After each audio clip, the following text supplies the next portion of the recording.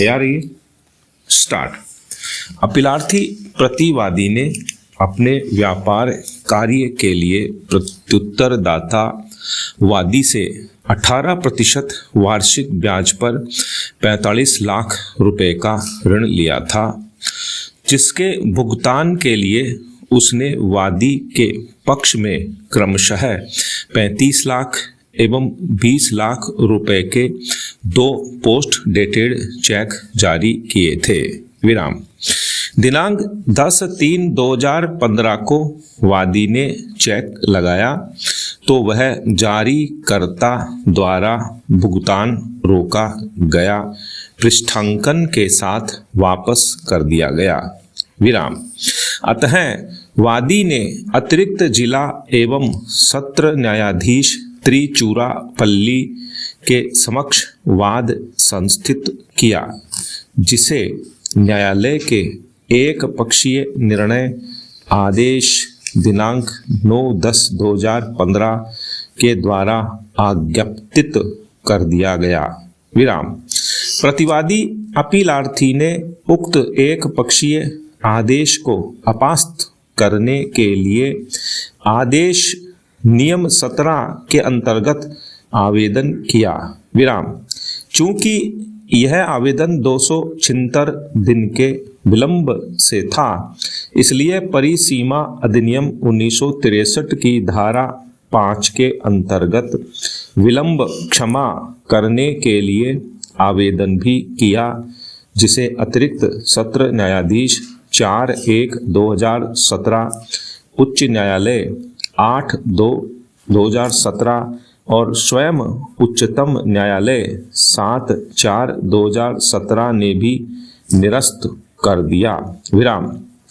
इसके बाद अपीलार्थी ने एक पक्षीय आदेश दिनांक 9/10/2015 के विरुद्ध धारा 96(2) के अंतर्गत प्रथम अपील 27,805 वर्ष 2017 प्रस्तुत की और अब 546 दिन के विलंब को क्षमा करने के लिए परिसीमा अधिनियम 1963 की धारा 5 के अंतर्गत आवेदन भी प्रस्तुत किया। विराम। विलंब क्षमा के लिए इस बार भी अपीलार्थी ने वही आधार उठाया जो प्रथम कार्यवाही में उठाया था कि वाद संस्थान के समय के पूर्व वर्ष 2014 से ही चेन्नई में रह रहा था, इसलिए सम्मन उस पर तामील नहीं हुआ और उसके विरुद्ध एक पक्षीय आज्ञप्ति दिनांक 9/10/2015 पारित की गई। विराम। इसलिए इसे निरस्त किया जाए। विराम।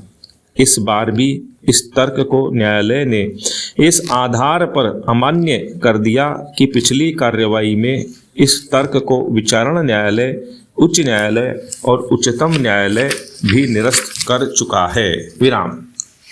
अतः उच्च न्यायालय ने परिसीमा के आधार पर अपील को निरस्त कर दिया। विराम। इसलिए उसने यह अपील SLP प्रस्तुत की। विराम। उच्चतम न्यायालय के समक्ष निर्धारण के लिए निम्न प्रश्न विरचित किया गया। विराम। पैरा 1। क्या आदेश नियम 13 के अंतर्गत प्रस्तुत आवेदन पत्र निरस्त हो जाने के बाद एक पक्षीय आज्ञप्ति दिनांकित 9/10/2015 को निरस्त करने के लिए CPC की धारा 96(2) के अंतर्गत विलंब को क्षमा के लिए प्रस्तुत अपील पोषणीय होगी? पैरा 2। क्या एक पक्षीय आज्ञप्ति को निरस्त करने के लिए कार्यवाही में व्यतीत समय को परिसीमा अधिनियम 1963 की धारा 5 के अर्थों में प्रथम अपील में विलंब क्षमा करने के लिए पर्याप्त कारण माना जा सकता है? विराम। पैरा। निर्णय 1।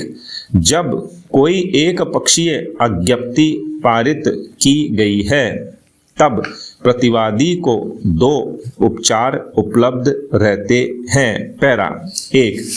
या तो वह न्यायालय का यह समाधान करते हुए कि समन उस पर तामील नहीं हुआ, या कि जब वाद सुनवाई के लिए लगा था प्रतिवादी पर्याप्त कारणों से न्यायालय में उपस्थित होने से रोक दिया गया था, आदेश नियम 13 के अंतर्गत अज्ञप्ति को अपास्त करने के लिए प्रार्थना पत्र प्रस्तुत करे, या पैरा 2 सीपीसी की धारा 96(2) के अंतर्गत कथित शर्तों के अधीन मेरिट पर मूल अज्ञप्ति के विरुद्ध एक नियमित अपील प्रस्तुत करे, विराम पैरा धारा 96(2) के अंतर्गत अपील प्रस्तुत करना एक सांविधिक